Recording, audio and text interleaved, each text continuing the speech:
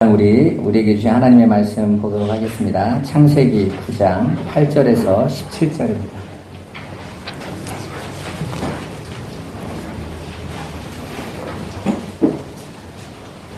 같이 한 목소리로 한번 읽어보도록 하겠습니다. 하나님이 노아와 그와 함께한 아들들에게 말씀하여 이르시되 내가 내 언약을 너희와 너희 후손과 너희와 함께한 모든 생물 곧 너희와 함께한 새와 가축과 땅의 모든 생물에게 세우리니 방주에서 나온 모든 것 곧 땅의 모든 짐승에게니라. 내가 너희와 언약을 세우리니 다시는 모든 생물을 홍수로 멸하지 아니할 것이라. 땅을 멸할 홍수가 다시 있지 아니하리라. 하나님이 이르시되 내가 나와 너희와 및 너희와 함께하는 모든 생물 사이에 대대로 영원히 세우는 언약의 증거는 이것이니라. 내가 내 무지개를 구름 속에 두었나니 이것이 나와 세상 사이의 언약의 증거니라. 내가 구름으로 땅을 덮을 때에 무지개가 구름 속에 나타나면 내가 나와 너희와 및 육체를 가진 모든 생물 사이에 내 언약을 기억하리니 다시는 물이 모든 육체를 멸하는 홍수가 되지 아니할지라. 무지개가 구름 사이에 있으리니 내가 보고 나 하나님과 모든 육체를 가진 땅의 모든 생물 사이에 영원한 언약을 기억하리라. 하나님이 노아에게 또 이르시되 내가 나와 땅에 있는 모든 생물 사이에 세운 언약의 증거가 이것이라 하였더라. 아멘. 예, 오늘은 추수감사 주일이죠. 영국의 청교도들이 예수를 믿지 못하게 성공회로 다 개종하라고 국교로 삼으면서 다른 종교에 박해를 했을 때 예수 그리스도의 기독교 청교도들이 우리는 하나님 앞에 온전히 예배드리는 땅으로 가겠다라는 마음을 가지고 저 미국 땅으로 건너가서 척박함과 건너가면서 거의 반절이나 죽었어요. 우리 같으면 참 바보 같은 일 아닙니까? 왜 죽는 대로 가지? 예배하기 위해서. 우리가 하늘의 것을 바라보고 살아가기 위하여. 그래서 그 땅에 도착해서 농사를 짓는데 자신들이 영국에서 가져온 모든 그 씨가 곡식을 맺지 못했습니다. 다 허기와 굶주림 가운데 인디언들이 갖다 준 옥수수 종자를 뿌려서 먹고, 그리고 그것으로 첫 수확을 해서 하나님 앞에 너무 감격스러워서 예배했던 것. 하나님이 주신 은혜를 즐거워하면서 우리 평생 잊지 말자. 하나님이 이렇게 우리에게 채우신 걸. 지금도 전 세계의 옥수수의 거의 50%가 미국에서 재배한다고 그래요. 그 정도로 어마어마한데 그러한 하나님께서 은혜를 주시고 그걸 또 감사할 수 있는 마음을 가진 게 얼마나 기쁩니까? 우리가 하나님 믿는데 왜 우리 형제가 죽었어요? 이런 불평하고 원망하는 것이 아니라 하나님 나라를 바라보며 이 땅의 소망을 붙잡고 가는 그 청교들의 그 감사한 마음을 교회가 본받자 해서 우리나라에서도 이제 복음이 들어오고 나서 이 추수감사 예배를 똑같이 지내고 있습니다. 저와 여러분들의 삶에 그저 한 해 동안 지켜주시고 경제나 이런 걸 채워주신 하나님께만 감사하는 것이 아니라 하나님이 나에게 정말 본질적으로 뭘 주셨는지, 우리에게 주신 구원이 얼마나 큰 복인지 깨닫고 우리가 날마다 감사하는 그런 은혜의 시간이 되기를 주님의 이름으로 축원합니다. 오늘은 우리가 쭉 창세기를 보고 있는 가운데 이제 홍수가 끝나고 방주에서 나온 노아와 그 가족들과 하나님이 다시 언약을 맺으시면서 그 언약의 증거로 주신 무지개에 대한 이야기예요. 그래서 우리는 보통 무지개 언약 이렇게 하죠. 무지개는 언약의 증거거든요. 하나님께서 다시는 홍수로 너희를 심판하지 않겠다라는 표로 주신 것이 무지개란 말입니다. 그런데 우리는 그냥 무지개, 그래서 무지개가 있구나. 그래서 사람들도 하늘에 무지개가 비 온 후에 꼭 무지개가 뜨죠. 근데 그 비 온 후에 왜 무지개가 뜨겠어요? 비로 홍수로 심판했단 말이에요. 그래서 비 온 후에 갤 때마다 그 빛의 산랑으로 무지개를 하나님이 보여주시면서 내가 다시는 홍수로 너희를 멸하지 않겠다. 그러니까 안심해라 하고 보여주시는 것이 무지개였던 거예요. 근데 그 무지개 속에서는 그냥 홍수로 심판하지 않겠다 정도가 아니라 저와 여러분들 중에서 하나님 백성으로 부름받은 당신의 백성들에게 우리의 죄를 보지 않고 죄로 인한 심판이었잖아요. 더 이상 당신이 택한 백성들을 죄를 보지 않으시고 그들을 덮어서 구원하시겠다라는 하나님의 덮으심의 약속이 증거물로 나와 있는 게 무지개란 말이에요. 그래서 노아와 그 후손들은 비가 그 다음부터는 계속 비가 내리는데 비가 올 때마다 얼마나 트라우마가 생기겠어요. 한번 생각해 봐보세요. 홍수로 다 멸망한 세상에 왔는데 또 비가 오네. 이제는 기후가 완전히 바뀌어서 이제는 그 전에는 하나님께서 모든 기후를 온전하게 비가 오지 않고 이슬로 일어나서 곡식이 자라는, 한 번도 비를 보지 못했기 때문에 홍수에 대한 경고도 사람들이 듣지 않았잖아요. 비를 본 적이 없는데. 그런데 그 비를 경험한 노아와 그 가족들에게 이제 비만 오면 얼마나 트라우마가 생기겠어요. 얼마나 무섭겠어요. 그런데 그때 무지개를 볼 때마다 하나님과 우리가 약속했지. 절대로 저 홍수로, 저 비로 우리를 심판하지 않겠다고 하셨지 하고 안심할 수 있었던 거예요. 또한 하나님께서 저와 여러분들이 죄는 분명히 진노의 심판을 받아야 될 죄임에도 불구하고 하나님께서 어떠한 표를 가지고 그 무지개의 언약 안에 담겨져 있는 그 진짜인 실체인 표를 가지고 우리를 구원하시겠다는 내용이 바로 이 무지개 안에 담겨져 있어요. 오늘 본문에 등장하는 무지개라는 이 히브리어 단어가 퀘셰트예요. 이 퀘셰트라는 이 히브리어 단어의 뜻이 구부러진 것, 활 이런 뜻입니다. 근데 여러분 한번 활을 한번 상상해 보세요. 활이라는 것이 이렇게 휘어져 있는 방향으로 화살을 달면 그 휜 방향으로 화살이 날아가죠. 그럼 무지개가 어떤 방향으로 휘어져 있죠? 아래로 휘어져 있습니까? 위로 휘어져 있습니까? 위로 방향이 휘어져 있잖아요. 그러면 거기다 화살을 끼우면 화살이 어디로 날아가요? 하늘로 날아가죠. 하늘로. 하늘에는 누가 계세요? 하나님 계세요. 하나님 보좌에. 그러니까 무지개의 증거는 뭐냐면 이제 내가 너희의 잘못으로 너희를 심판하는 것이 아니라 너희의 죄를 사하기 위하여 그 화살을 내가 그 심판을 내가 받을 거야. 이게 언약인 거야. 언약. 그래서 하나님의 백성들은 이제 이 땅에서 나의 잘못과 문제와 이것에 대한 두려워하는 것이 아니라 이런 나를 구원하신 하나님의 그 크신 은혜와 그 사랑을 알고 기뻐하고 안심하고 살아갈 수 있게 됐단 말입니다.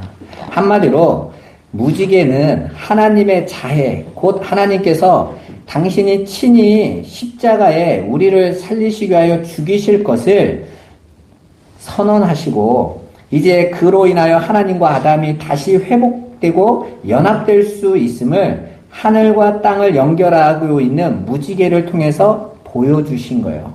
그런데 무지개는 중요한 건 구름과 빛의 합작품이라는 거 아세요? 구름에 비가 오고 나서 구름이 살짝 뜨면서 하늘에 빛이 비칠 때 무지개가 뜨죠? 사실은 이 무지개가 구름 속에서 오늘 나타났다고 기록하고 있어요. 성경에서는 구름을 항상 하나님의 영광의 현현을 나타날 때 표현하는 단어예요. 그래서 시내산에서 하나님이 구름 가운데 임하실 때 이스라엘 백성이 그 구름 안에 불이 화염이 일어나니까 빛이 나오니까 이스라엘 백성이 감히 시내산 가까이 안 가려고 모세를 가운데 세워놨잖아요. 우리 못 가요. 무서워서. 그러니까 그 구름으로 임하신 그 하나님을 이스라엘 백성은 어떻게 생각하고 있는 거예요? 두려워하고 있는 거예요. 근데 그 두려워하고 있는 그 하나님께서 내가 너희에게 있는 것은 두려움의 하나님이 아니야 하시면서 그 안에 사랑, 무지개를 담고 있으면서 구원의 약속을 함께 이야기하시는 하나님을 보여주려고 하시는 거예요.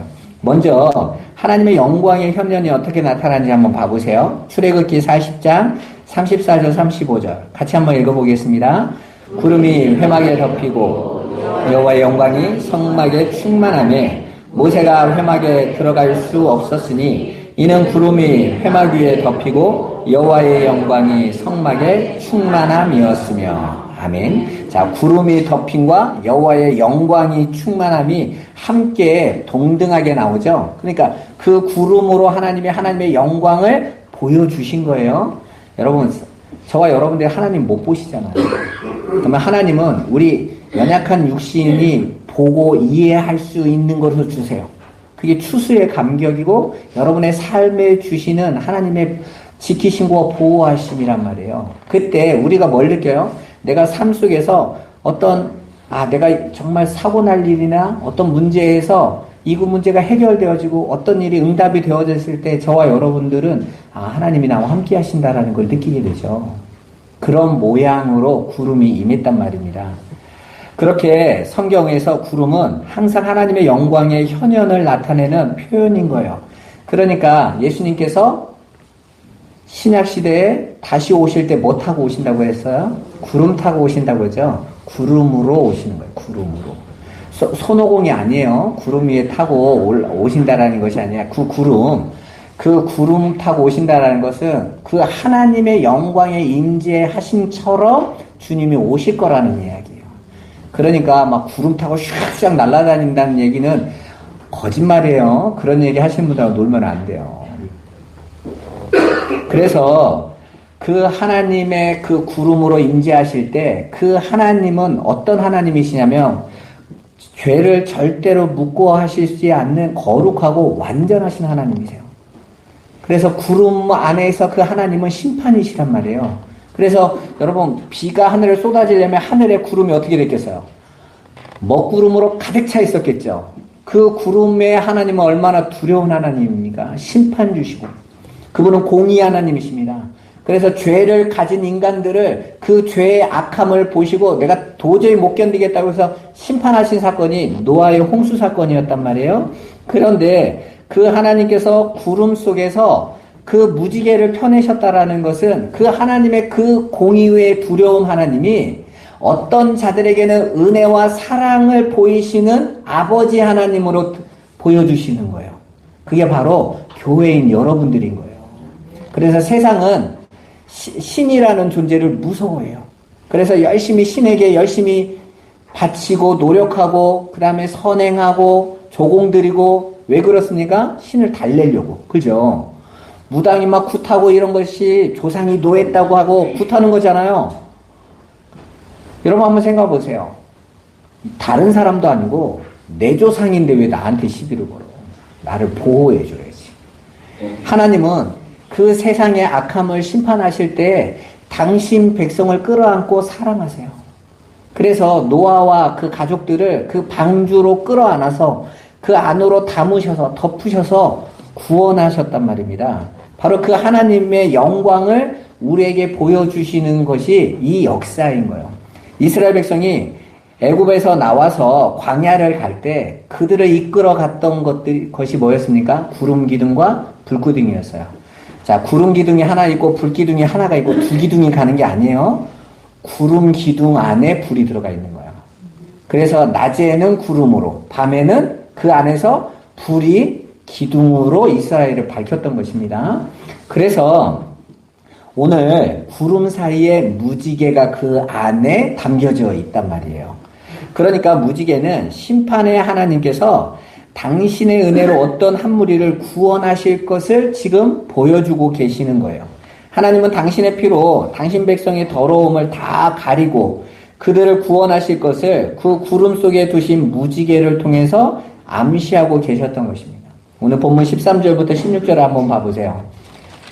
제가 한번 읽어볼게요. 내가 내 무지개를 구름 속에 두었나니 이것이 나와 세상 사이의 언약의 증거니라. 내가 구름으로 땅을 덮을 때에 무지개가 구름 속에 나타나면 내가 나와 너희와 및 육체를 가진 모든 생물 사이에 내 언약을 기억하리니 다시는 물이 모든 육체를 멸하는 홍수가 되지 아니할지라. 무지개가 구름 사이에 있으리니 내가 보고 나 하나님과 모든 육체를 가진 땅의 모든 생물 사이에 영원한 언약을 기억하리라.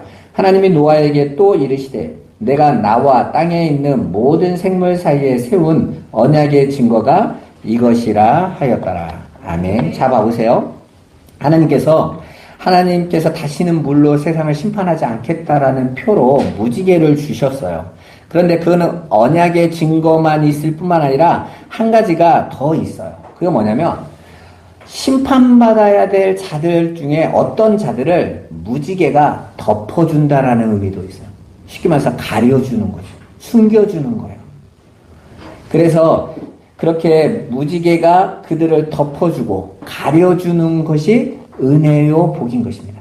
봐보세요. 하나님 편에서는 무지개가 그 안에 담긴 어떤 자들의 죄를 가리고 있단 말이에요. 그래서 무지개 때문에 그 안에 있는 것이 안 보이게 되는 거죠. 그렇다면 하나님의 눈을 가려서 어떤 자들의 죄가 덮이고 하나님의 진노에서 보호함을 받게 해주는 그 무지개가 보였던 모형으로 보여주고 있는 실체는 뭐겠어요? 예수 그리스도십니다. 그래서 원래 하나님은 우리까지도 세상과 함께 모두 다 멸망시켜 버리셔야 했습니다. 그죠? 노아와 그 아들들도 다 멸망받아야 될 자들이에요. 아닌데요. 노아는 완전하다고 했고, 그리고 굉장히 하나님 앞에 그 의인이라고 그랬는데요. 천만에요. 이 바로 뒤에 무슨 사건이냐면 노아가 술에 취해가지고 또 술 취한 아버지를 또 밖에서 즐겁게 그 다른 형제들한테 흉보면서 말했던 함은 저주까지 받는 엄청난 사건이 터지잖아요, 여러분. 그러니까 한마디로 이런 거죠. 홍수를 겪고 하나님 떠난 죄가 얼마인 건지를 알았던 자들도 여전히 안 바뀌더라는 거예요. 우리가 예수 믿고 나서 여러분 예수 믿었으니까 바뀌어야지. 안 바뀌어요. 우리는 예수를 믿는 이유가 바뀌어서 구원받는 게 아니라 은혜로 구원받는 거예요. 그거 알아가는 거예요. 제가 오산에서 사역할 때 우리 권사님이 75이 넘으셨을 거예요. 남편 되신 분은 거의 80이 다 되셨는데 이분이 교회를 나오셨단 말이에요. 권사님이. 막 권사님이 울면서 내가 우리 남편을 보고 40년 넘게 기도했는데 하나님 응답하셨다고. 너무 좋아하셨어. 그런데 한 달 만에 남편 되시는 성도님이 목사님한테 와가지고 목사님 나 이제 교회 그만 나와야 되겠어. 목사님 놀래서 왜 그만 나오냐고 했더니 저 마누라가 40년 동안 내가 담배 펴도 말도 않고 술 마셔도 아무 말도 못하던 것이 내가 교회 나오는데 한 달 동안 얼마나 나를 들들 볶는지 교회 다니면서 담배도 못 끊는다고 술도 못 끊는다고 얼마나 구박하는지 나 그냥 지옥 갈라요. 나 저 여자한테 시달리는 게 더 지옥이라고. 왜 그런지 아세요? 덮으심의 은혜를 이해를 못해서 그렇습니다. 여러분 하나님이 우리가 변화되고 바뀌어서 나를 구원하시겠다고 하면 우리는 이 자리에 앉을 수 있는 사람 하나도 없어요. 안 보시고 다른 것으로 덮으시겠다고 하십니다. 여러분 방주가 배 모양이 아니에요. 여러분 방주는 그냥 커다란 관짝 같은 상자예요. 그래서 테바라는 이 방주라고 쓴 이 단어가 상자라고 하잖아요. 그죠? 모세를 태우고 애굽에 띄웠던 그 갈대 상자 이름이 테바예요. 그리고 방주도 테바예요.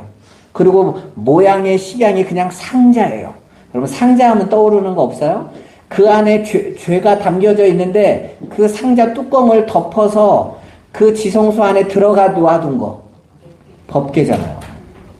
원래 그 법궤가 상자란 말이에요. 그런데 그 조각목으로 만든 그 상자를 그 시음자 뚜껑으로 어떤 뚜껑으로 덮어가지고 그 안에 있는 죄를 가려서 하나님께서 그 진노의 공의의 하나님이 그걸 보셔도 그냥 안 보이니까 덮여진 채로 당신이 받아버리시는 거. 그게 하나님의 은혜의 얘기란 말입니다. 여러분 기독교는 교회에 열심히 다니고 뭔가를 잘하고 훌륭하고 바뀌어져야 복받은 자가 아니라 여러분이 덮여져 있는 그 예수 그리스도의 은혜가 복이라고 가르치는 거예요. 그래서 그 은혜를 알게 될 때 여러분 세상을 살아가면서 사람들이 나를 어떻게 평가할까? 저 사람들이 내 모습 보고 뭐라고 말을 할까? 그리고 내가 지금 하고 있는 내가 있는 이 상태를 보고 뭐라고 말할까? 우리는 늘 그런 두려움과 불안함, 염려 이런 걸로 살아가잖아요. 그런데 하나님은 어떤 분이시라고요? 덮으신다. 가리신다. 그래서 다음 주에 얘기하려고 하는데 그 노아의 셋째인 함이 아버지를 그렇게 밖으로 가면서 욕하고 조롱하고 즐기면서 욕했다는 거거든요. 고자질하고 하는데 셈과 야벳은 어떻게 합니까? 와가지고 아버지를 옷을 가지고 와서 덮었다. 그 덮었다가 중요한 거. 그렇게 덮어준 그 은혜, 그 사랑. 그걸 하나님께서 가르쳐 주시려고 그 일화를 그 안에 쏙 집어넣은 겁니다. 얼마나 오래 살았는데 딱 하나만 그걸 넣어놓습니까?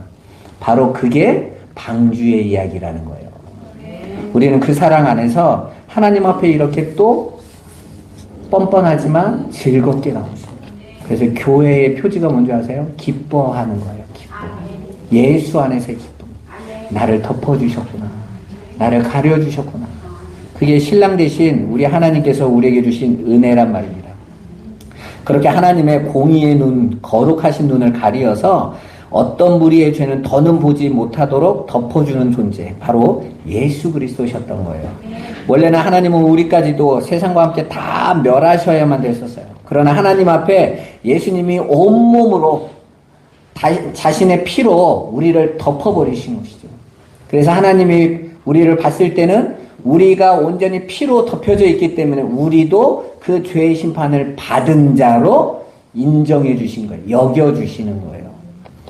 그렇게 예수 그리스도를 보시고 그분과 창세전의 언약으로 속한 자들인 우리를 보전해 주시기로 창세전에 약속하셨단 말이에요. 그래서 예수님께서 요한복음 17장에 십자가를 짊어지러 가시는 그 밤에 하나님께서 내게 맡기신 자들을 내가 하나도 잃어버리지 않고 다 보전하여 지켰나이다.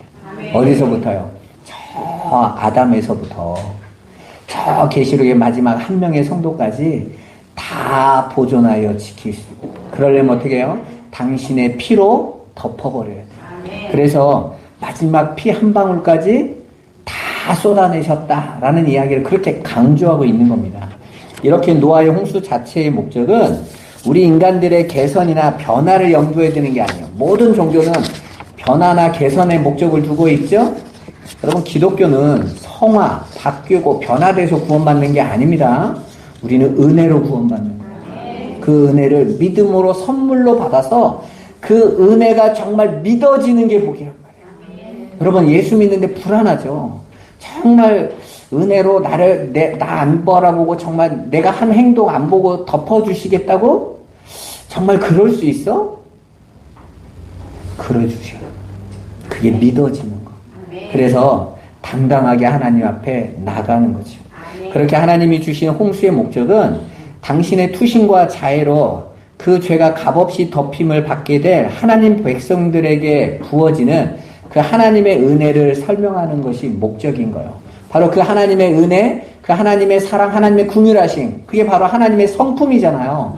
다르게 말을 하면 하나님의 영광인 거예요. 그걸 맛보고 경험하고 알게 된 자들이 하나님의 영광을 찬송하고 하나님의 영광스러운 삶을 발산하면서 살아가는 게 성도들인 겁니다.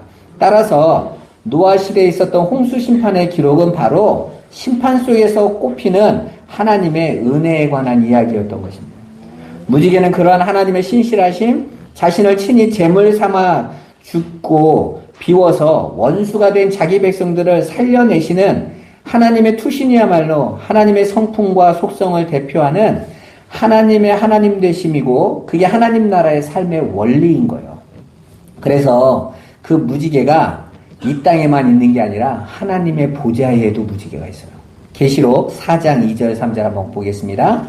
내가 곧 성령에 감동되었더니 보라 하늘의 보좌를 베풀었고 그 보좌 위에 앉으신 이가 있는데 앉으신 이의 모양이 벽옥과 홍보석 같고 또 무지개가 있어 보좌에 둘렀는데 그 모양이 녹보석 같더라. 아멘. 자, 어린 양이 보좌에 앉아 있는데 그 보좌 위로 무지개가 나타나 있어요.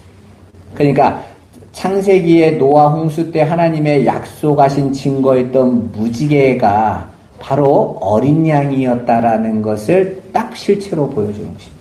이 땅에 그 상징들로 우리에게 가르쳐 주셨다라는 거예요. 그렇게 노아 홍수 사건에서 나타나신 하나님의 무지개가 담고 있는 메시지를 더욱 확고하게 해주는 거죠. 왜? 하나님의 보좌에조차도 무지개가 있으니까 잊어버릴 수 있어요? 없어요? 절대 잃어버릴 수가 없잖아요.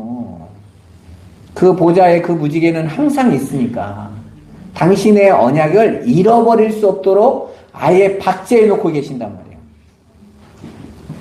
하나님의 본질적 속성은 은혜와 궁일이라는 것을, 그리고 은혜와 사랑이라는 것을, 그리고 그 사랑을 베푸시기를 기뻐하시는 분이라는 것, 그리고 오래 참으시고 자신의 손해를 감수하시면까지 원수가 된 자기 백성들을 사랑해 주시는 온유한 분이심을 우리에게 보여주시는 거예요.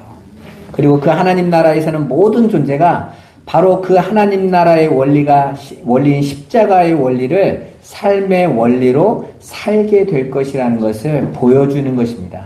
그게 바로 무지개가 담고 있었던 내용이었던 거예요. 우리는 그러한 하나님이 친히 세우신 무지개 언약, 예수 그리스도의 공로를 절대로 놓치면 안 돼요. 그걸 의지하고 살아가야 됩니다. 그러한 하나님의 은혜가 이 땅에 가시적으로 어떻게 나타나는지 더 구체적인 암시가 나타난 것이 바로 4절부터 6절까지의 내용이에요. 제가 한번 읽어볼게요. 그러나 고기를 그 생명되는 피째 먹지 말 것이니라. 내가 반드시 너희의 피 곧 너희의 생명의 피를 찾으리니 짐승이면 그 짐승에게서, 사람이나 사람의 형제면 그에게서 그의 생명을 찾으리라.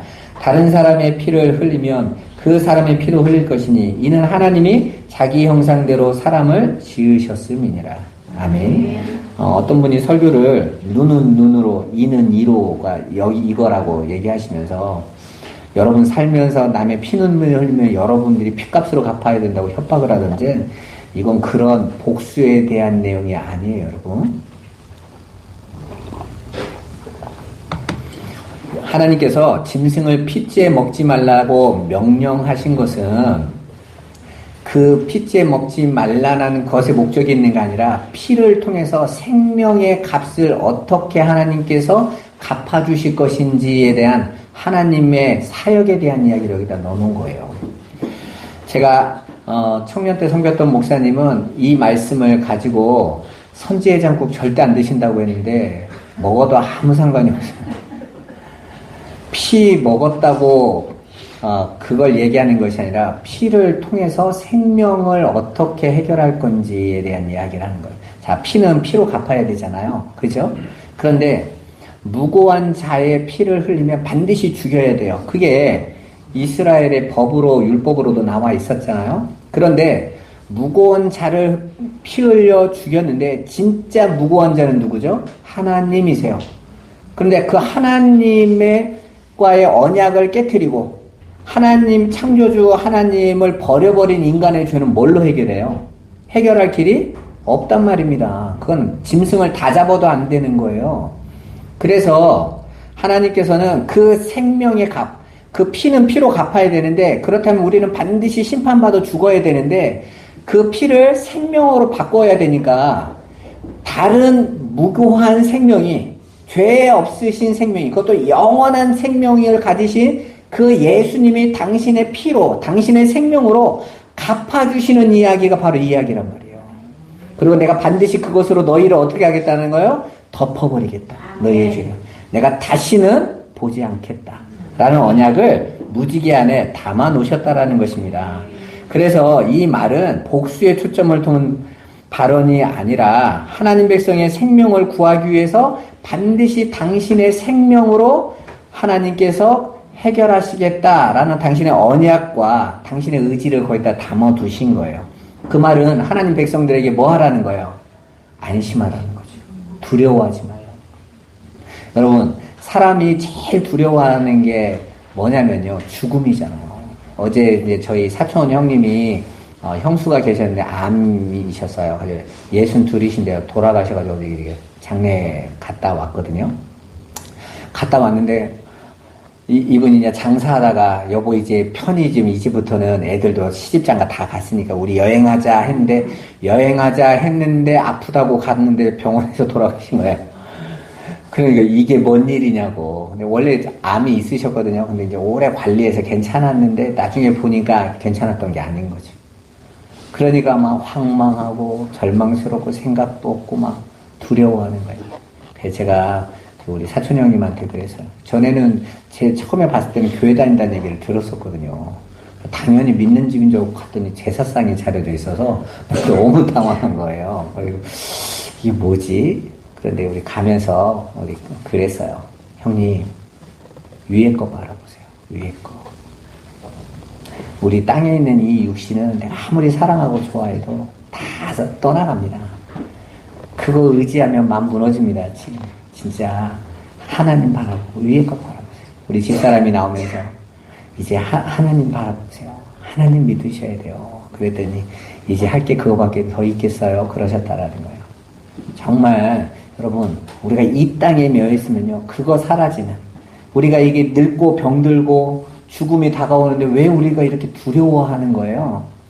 그 두려움이 어디서 오는 그냥 죽음이 막연히 두려운 게 아니라 모든 사람은 죽음 후에 우리 안에 본능적으로 본성적으로 심판에 대한 두려움을 가지고 있다. 그러면 죽음 후에가 안전하다고 하면 먼저 가겠다고 하겠지. 근데 모든 사람에게는 공이 모두에게 안에 내재되어 있는 것이 죽음 이후의 심판에 대한 공포가 있는 거야. 그래서 죽음을 두려워하는 거란 말이에요. 그런데 하나님께서 당신의 백성에게 예수 그리스도로 덮으시면서 무지개로 언약하신 것처럼 안심해라. 걱정하지 마라. 예수님이 부활하시고 나서 제자들에게 와서 뭐라고 말합니까? 평강이 너에게 있을지어다. 안심해라. 두려워하지 마라. 그게 하나님의 언약인 거예요. 그래서 하나님 백성들은 내가 이렇게 엄청난 죄의 자리에 있음에도 감사할 수 있는 것입니다. 그러니까 하나님의 백성들이 우리에게 생명을 주시기 위해서는 하나님의 독생자 예수 그리스도의 피로 반드시 값이 치러야 될 것과 그 일을 하시겠다라는 하나님의 암시가 있었던 것이고 그러한 내용을 담아 이스라엘 백성에게 주신 것이 제사제도였던 거예요. 그리고 그 제사제도의 참 실체로 제물로 오신 분이 예수 그리스도시고 그분의 십자가로 그 제사가 다 완전히 끝났다라는 것이 복음의 내용이잖아요. 히브리서 9장 12절 22절 두 절 한번 읽어보겠습니다. 염소와 송아지의 피로 하지 아니하고 오직 자기의 피로 영원한 속죄를 이루사 단번에 성소에 들어가셨느니라. 율법을 따라 거의 모든 물건이 피로써 정결하게 되나니 피 흘림이 없은즉 죄 사함이 없느니라. 아멘. 바로 이러한 예수 그리스도의 영단번의 속죄의 비밀을 담고 하나님께서 노아의 홍수 사건의 이야기 속에 갑자기 피가 생명이라는 말씀을 넣어두신 거예요. 그게 하나님이 당신의 기쁘신 뜻대로 세우신 법칙이라는 거예요. 여러분 우리가 의지를 가지면 봄, 여름, 가을, 겨울을 바꿀 수 있습니까? 아니 작년에는 우리 애들이 그 11월까지도 더웠었잖아요. 근데 올해는 11월 시작하자마자 추웠잖아요. 그러니까 세상이 미쳤나. 근데 저는 11월이 원래 추웠다고 알고 있으니까 이게 정상인 거거든요. 근데 계속 더위를 경험하는 사람은 11월에 갑자기 추워지면 왜 이러지? 여러분 법칙은 바뀔 수 없어요. 자연의 법칙, 하나님의 질서에 만드신 법칙은 아무도 바꿀 수 없어요. 근데 그 하나님이 뭐라고 말씀하십니까? 무지개로 어떤 자들의 죄를 덮어버리겠다. 허물을 가려버리겠다. 그리고 그 무지개의 증거의 실체신 예수가 와서 당신의 피로 다 덮어버리시고 다 이루었다. 선언하셨단 말이에요. 그게 하나님의 법이란 말입니다. 억울하다. 다른 방법도 있어요. 안 된단 말입니다. 우리는 그 은혜를 알았기에 이렇게 하나님 앞에 그 심판 속에서도 하나님 앞에 감사하며 살아갈 수 있다는 거예요. 그리고 그 현실이 무지개로 나타내신 것이고 마침내 예수 그리스도의 십자가로 말미암아 우리의 모든 죄와 허물이 덮여진 것입니다. 갈라디아서 1장 4절 5절 한번 같이 읽어보겠습니다. 그리스도께서 하나님 곧 우리 아버지의 뜻을 따라 이 약한 세대에서 우리를 건지시려고 우리 죄를 대속하기 위하여 자기 몸을 주셨으니 영광이 그에게 세세토록 있을지어다. 아멘. 자, 노아 시대, 그 악한 시대에 노아와 그 가족을 건지시기 위하여 그 죄를 대속하기 위하여 하나님이 방주로 물 아래 뛰어들어가셨죠. 방주는 홍수에 빠져 죽고 그 안에 탄 자들은 그 방주의 희생으로 살아나는 이야기, 바로 예수 그리스도의 십자가의 구원의 이야기였던 것입니다. 그렇게 멸망당할 우리를 위하여 하나님이 당신의 기쁘신 뜻대로 자기 몸에 심판의 화살을 쏜 것입니다. 그리고 그게 바로 십자가의 원리, 섬김의 원리로 운영되는 하나님 나라를 보여주신 거예요. 하나님 나라는 이렇게 움직여. 여러분, 세상은 어떻게 움직입니까? 나의 손해를 주는 어떤 자도 용서할 수 없어. 복수해야 되는 세상. 내 이익이 우선이야. 내가 남으면 좀 줄까 말까 이건데. 근데 하나님 나라는 어떻다고요? 나를 치고 내 힘을 다하고 목숨을 다하여 남을 사랑하는, 내 이웃을 사랑하는, 원수까지 사랑하는 곳. 그래서 그들을 섬기고 그들을 높이고 그들을 사랑해버리는 곳. 그게 하나님 나라란 말이에요. 그리고 그 삶을 사는 삶을 영생의 삶이라고 하는 거죠. 그러니까 영생의 삶은 천국 가서 나 호의호식 하면서 오래 사는 게 영생이 아니라 사랑하고 섬기고 나를 낮추고 내 몸을 쳐서 내 이웃을 살려내는 삶이 영생의 삶인 거야. 그 삶을 우리가 이 땅에서 조금씩 해보자는 거예요. 내가 지금 너무 믿고 화가 나는데 그 분노로 미워하다가 내 몸을 태우지 말고, 성경이 그러잖아요. 네가 분노해서 그 사람이 타는 게 아니라 사실은 그 분노가 너를 태울 거야, 너를. 그런데 반대로 네가 내 이웃을 원수까지도 품어서 사랑해버리면 그 사람이 너를 살릴 거야. 아멘. 여러분, 사람이 이럴 때 있잖아요. 내가 가진 거 나도 힘든데 콩 한쪽을 나눠서 내 형제 입에 넣어줄 때 기쁨이 오죠. 여러분, 우리가 그 나이트클럽이나 이런 데 갔을 때 막 춤추고 놀면 즐겁잖아요. 그죠? 그래서 맨날 그 죽돌이, 죽순이 나오잖아요. 맨날 막 매일같이 가. 그거 외에는 나의 즐거움이 없으니까. 근데 왜 매일같이 가는 줄 아세요? 나이트클럽 갈 때, 막 흔들 때, 막 음악에 취할 때는 즐거워요. 근데 나오면 어떻습니까? 다들 공허합니다. 나이트클럽 나오는 사람들 얼굴 보셨어요? 멍 해가지고 피곤해 쩔어가지고. 그러면서 집에 가면서 좀 정신이 있을 때는 내가 뭐 하냐. 이러다가 밤 되면 또 남들 가니까 또 따라가. 그런데 그 쾌락이라고 여겨지는 그거보다요. 우리가 저기 아프리카 같은 데 가가지고 도와주고 남 없는 사람을 위해서 희생해주고 그 기쁨이 훨씬. 전에 병원 24시가 나온 거 있잖아요. 엄마가 자기 아이가 완전히 태어날 때부터 불치병으로 그냥 인큐베이터에 나오지도 못하는데 그 아이 때문에 가장 좋은 직장도 다 때려치고 그 아이만 바라보는데 엄마가 뭐라고 말합니까? 그 아이 눈만 봐도 행복하대. 뭐가 행복하겠어? 그 아이를 위해서 모든 걸 다 거는데 너무 즐겁대. 여러분, 우리가 우리를 사람은 잘 모르는 거예요. 왜 사람들은 막 힘든 사람만 찾아다니면서 도와주는 사람이 있죠, 자기 거. 근데 그 사람들한테 물어봐 보세요. 막 죽고 싶은데 합니다. 이런 사람이 있습니까? 즐거워요. 그러지. 여러분도 그런 거 하잖아요. 연탄도 나눠주고 그냥 억지로 끌려가는 사람들 말고 즐겁게 내가 가서 참여해봐 보세요. 그 흘리는 땀이 돈 되는 땀도 아닌데도 기뻐요. 만족스럽습니다. 우리 안에 하나님이 우리를 그렇게 지어 놓으셨단 말이에요. 내 이웃을 내 몸과 같이 사랑할 때 내가 기쁘고 행복하고 만족스럽도록 만드셨다고. 왜? 하나님 나라에서 살아야 되니까. 근데 죄로 말미암아 그게 무뎌져 버리고 그게 완전히 파괴돼 버리니까 나밖에 모르는 괴물이 돼 버린 거예요. 예수 그리스도의 피로 저와 여러분들을 구원하신 하나님께서 이제 그 하나님 나라의 삶의 원리를 이 땅에서 조금씩 훈련시키는 거예요. 왜? 영생인 살아야 되니까. 여러분들이 그러한 삶을 이 땅에서 조금씩 맛보시는 거예요. 하나님께 감사하고 내 이웃을 사랑해주고 그의 허물을 덮어주고 비난하고 조롱한다고 문제가 해결됩니까? 하나도 해결되지 않습니다. 여러분.